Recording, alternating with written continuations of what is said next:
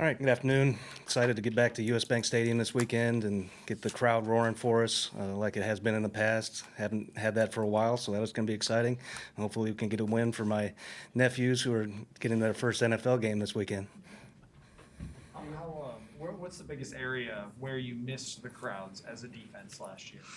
Well, I think it on third downs, especially when we're rushing the passer and we can get off on the snap, and they have to rely on silent counts and things like that, where we can go on their movement instead of they knowing when the snap count is and getting off on the ball. So I think that's huge. I think it hurts the communication.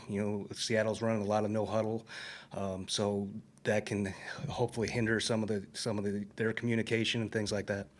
Adam, we just talked to Anthony Barr. I mean, last year he obviously missed all the time, and then he comes back, and now he's got this lingering knee injury. How frustrating has that been for him and for you guys, this lingering knee injury? Well, we just want to get him right.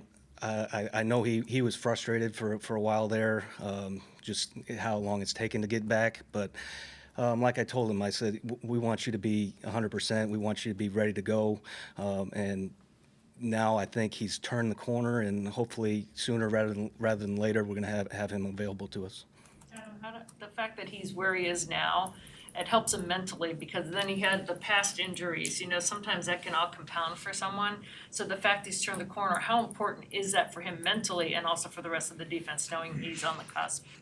Yeah, it's important that he knows that this isn't something that's going to linger the whole year, and we were cautious with him so that he felt right and I felt 100%. And now I think mentally he's in a good spot where he knows that, hey, I'm going to be fine. I just have to make sure that I have the strength and the conditioning and all those things that come with playing a real football game.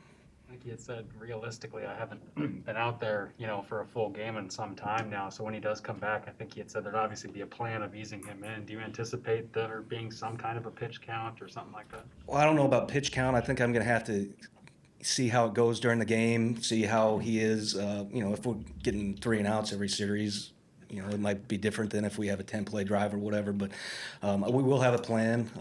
I'm 100% confident with Nick Vigil in the game.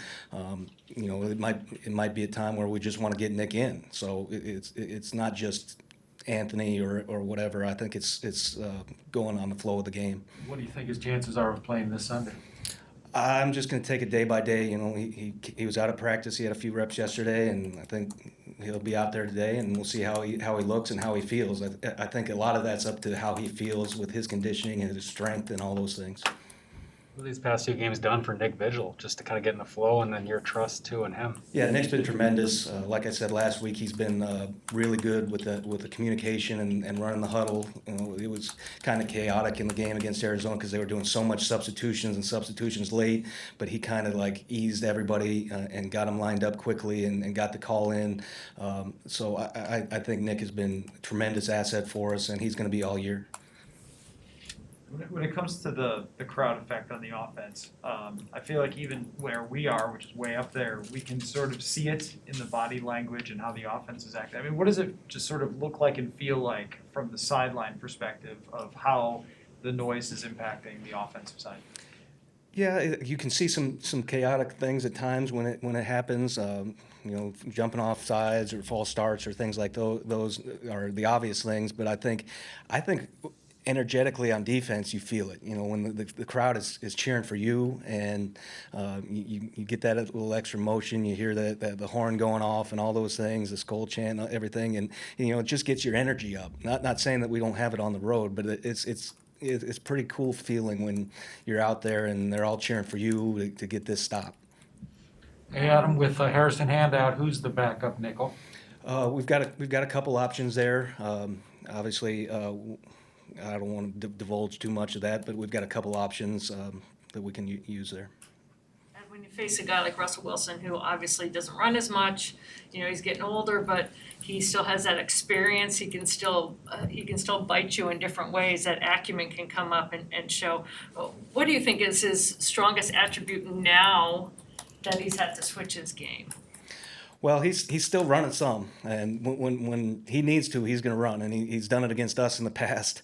You know, we had him sacked one time, and he ran out for a 40-yard gain or something up there one time. So he still runs when he needs to. He's a different runner than we played last week, but he is a tremendous deep ball thrower, and him and Lockett have and 14 they've done a nice job of Metcalf, you know, developing that chemistry on the deep balls. So, you know, I think that's his best thing is throwing the deep ball. They've hit a lot of big plays early in the season, and really they've thrived on those for a couple of years now. That said, because of all that, he's probably the hardest or the toughest quarterback that he's seen. And he threw out names, you know, like Brady and Aaron Rodgers and even Peyton Manning. Where does he rank in your book? Well, he's up there, Super Bowl winner. He's seen a lot, and those guys that have seen a lot, you can throw stuff at them, and they're not going to blink an eye. You know, you might play a rookie quarterback, and you can show them a different look and confuse them, but guys like that have played so long, I think I saw he's played 160 games, so he's seen about every defense he can see, and so we're going to have to be on our details in every one of our coverages, because if we're lacking in one area, he's going to find a way to exploit it. Since Russell Wilson arrived, the Seahawks are 7-0 against the Vikings. You've only been around for 5 of them, but how frustrating has it been not being able to defeat a Wilson-led Seahawks team? Well, I'm not worried about the last 5 times we played them. I'm worried about this week. Obviously, we want to get the win, but I think, you know, it's a different team than we had up there last year. I think we've played them well. We played them in the playoffs in 2014 and held them to 10 points and we lost the game, and we were in 6-0 or 6-3 in the fourth quarter one time up there. So we've played them well. We just haven't got the win. Like I said, it's a different team. They're a different team. They've got new offensive coordinator. They've got some different players. So this is about 2021 Vikings versus Seahawks, not the last 6. Adam, I think this is the 7th year that Lockett and Wilson are together. How does that rapport, just the kind of same page they always seem to be on, how does that stress defenses? Yeah, you can tell that they are on the same page with everything. You know, he'll give him a subtle signal, and Lockett will just kind of nod at him, and he'll know what he wants him to do.